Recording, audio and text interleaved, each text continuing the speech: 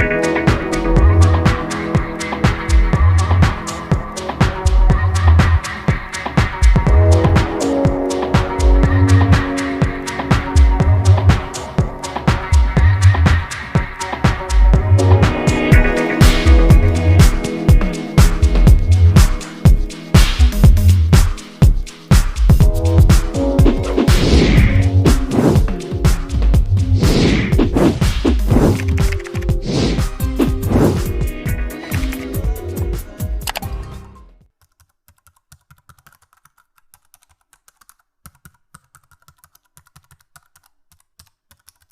morning, good afternoon, good evening, wherever time you are watching this video.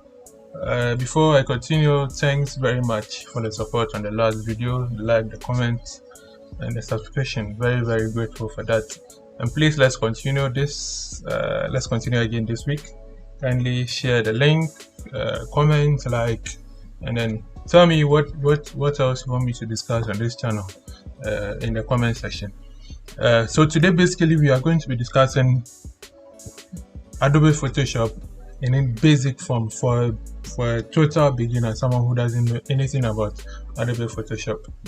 So we are going to discuss how to download the app itself, the free trial version, and if you are interested in it, you add on to you apply for a subscription base, because Adobe is a SaaS software, that's a software as a service, so you pay every month or yearly depending on your pocket.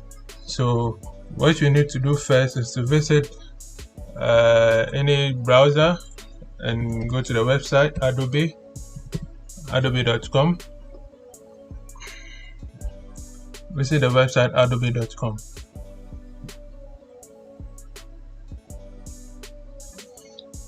So as you can see, we have this page. You go to the top menu, creativity and design. You have featured product, Photoshop, Lightroom, Illustrator, Premiere Pro. These are all sub softwares, I should say, under Adobe. So you click on Photoshop. So on the Adobe Photoshop page itself, you have a free trial. The free trial is 7 days, but let's take a look at the options they have available. You have a lot of different subscription options, but we'll start with free trial. So you download the free trial 7 days, install it on your machine, and play around with it basically as a beginner. If it's something you're interested in, then you can consider buying or subscribing to any of the plans they have available. Alright, so you realize on the subscription page you have different applications and the amounts per month, per year. So you can look through it, and then whatever interests you, you subscribe to it. But let's download the free trial version, and then let's dodge into Photoshop. So you can go back to adobe.com/creative cloud, scroll down, go to Photoshop, and then start free trial.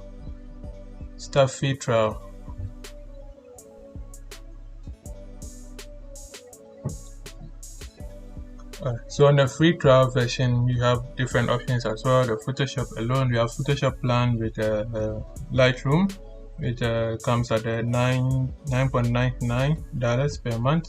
You have Photoshop alone with all its amenities, 100 GB of cloud storage, step-by-step tutorials from Adobe themselves. You have Photoshop on desktop and on the iPad.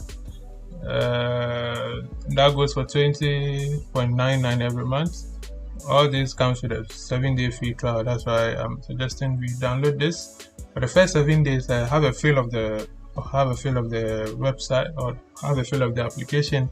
If it's something you're interested in, then you can start to subscribe to any of this subscription base, and you can start working on designing. So Adobe generally is a graphic design based software that helps in creating beautiful graphic images and art on desktop, on phone as well, and also your iPad. So I remember you have to create an account with Adobe to be able to download and have this free trial. I already have a Photoshop on my laptop, so I'm going to open it, and then you can start to look at what options we have available. I already have Photoshop on my laptop, so I'm opening it and we can jump straight into it.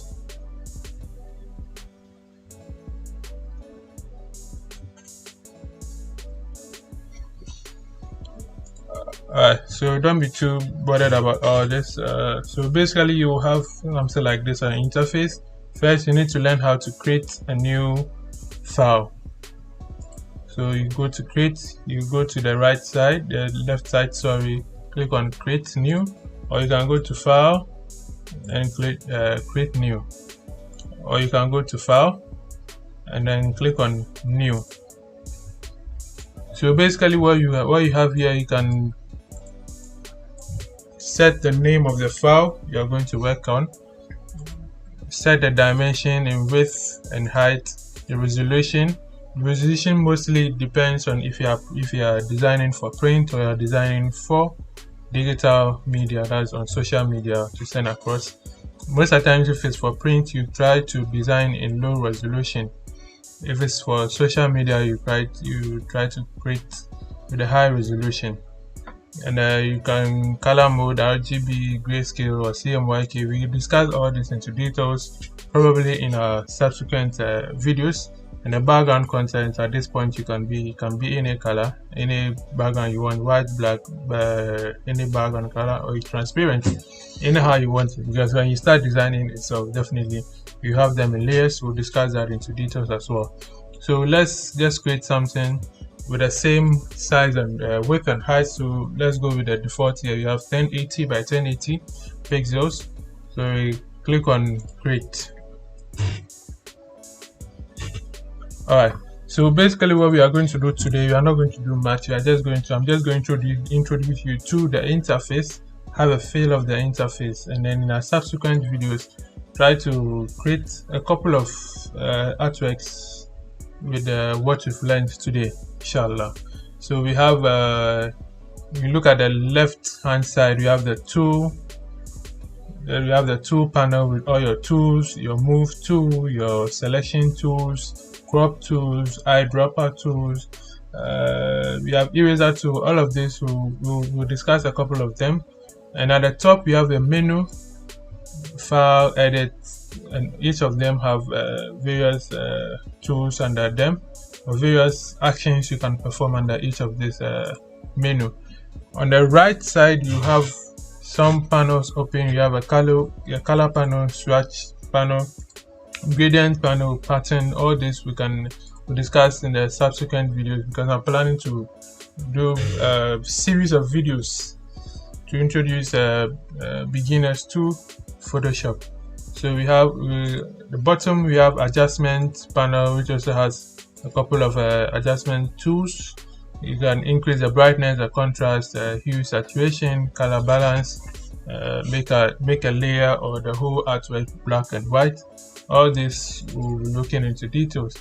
And also one thing we'll be looking at today is what we call the layers panel, the arrangement of your elements on the canvas. Alright, so what is the white space you see is the canvas, that's the artwork. So when you are done and you print out or you save as, whatever that appears on in the white space is what you have on your exported file. Alright, so first things, let's discuss how we can import items, images, any element to your canvas. So there are different ways to do that. One, you can open your file, search for the file. So let me look for a file here, search for a file, and then so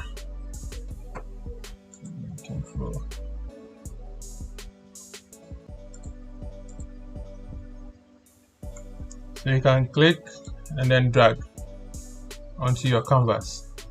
So that's one way of importing a file or an element in your canvas.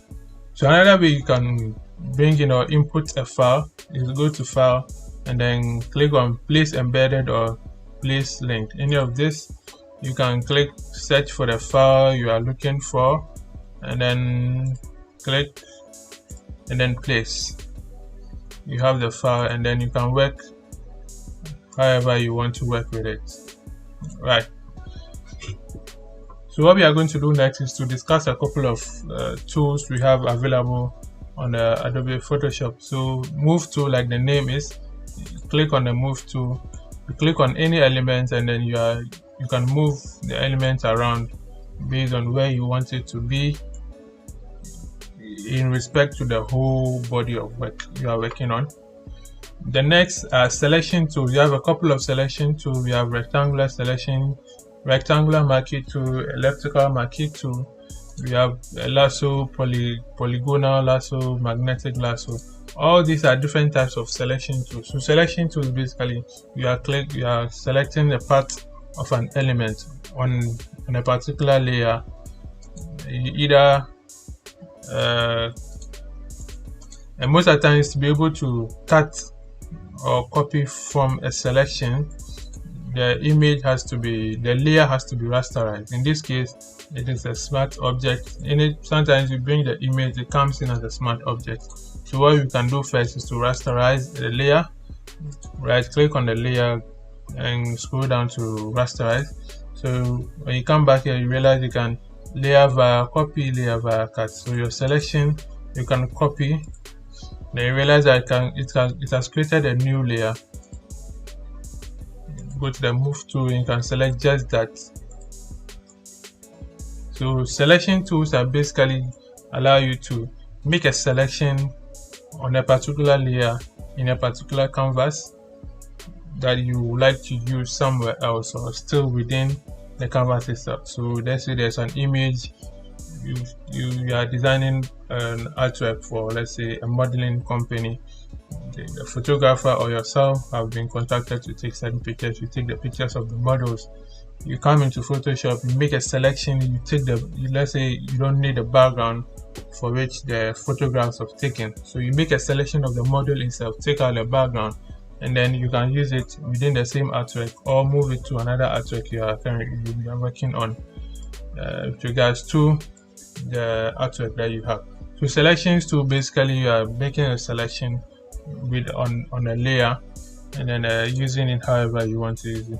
So like I said, the selections too, we have a lot of them. So rectangular, we have elliptical marquee tool. So if it's something over a circle, if it's a perfect circle you want, you hold on shift, you drag and you have a perfect circle. That's a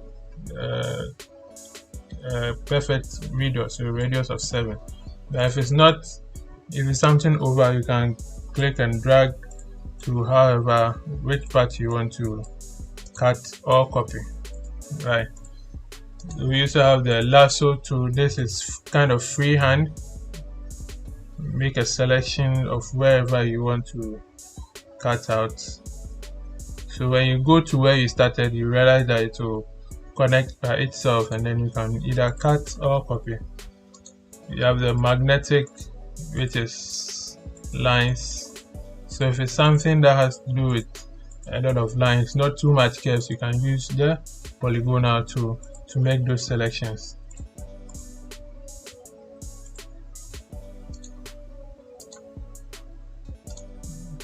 You also have the quick selection tool, the magic wand tool, which we'll discuss later on. The next tool we have is the crop tool, like the name suggests, to crop or cut down or increase or open up the size of a canvas. Alright. Next we have an eyedropper tool to select a color from another layer. We have a couple of spot healing brush, which we'll be discussing later on. A couple of these tools we'll discuss later on as time goes. The brush tool, like the name suggests, to brush a particular color. So we have a background color and a foreground color. So when you're brushing it, always using the foreground color. The brush tool is also used in instances of using making a selection, either add to a selection or subtract from a selection. Discuss all that in a subsequent video. This video basically is just an introduction to entice someone who might be interested in Photoshop. We have the eraser tool, like the name suggests, to clean a part of a layer.